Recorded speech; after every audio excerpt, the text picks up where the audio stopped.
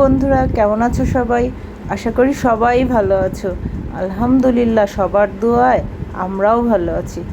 আজ নিয়ে আসলাম আমাদের দেশের জাতীয় মাছ সম্পর্কে কিছু তথ্য। আমাদের দেশের জাতীয় মাছ সম্পর্কে হয়তো তোমরা সবাই চেনো এই মাছটিকে। মাছটি হলো ইলিশ মাছ। এই মাছটি শুধুমাত্র নদীতে আর সমুদ্রেই হয়ে থাকে। এই মাছটি রূপালী কালার ইলিশ মাছটি হলো আমাদের জাতীয় মাছ। এই মাছটির আবার এখন অনেকটা জাতকরণ হয়েছে, যেমন চন্দন ইলিশ, আরও আদার্স কিছু সামুদ্রিক মাছ এই মাছের স্বাদ হয়ে থাকে। তবে ইলিশের মতোই হয়ে থাকে। ইলিশ মাছের ডিম খেতেও অনেক সুস্বাদু এবং অনেক পুষ্টিকর বন্ধুরা।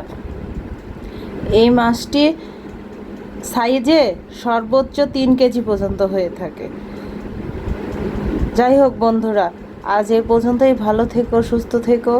আল্লাহ হাফেজ।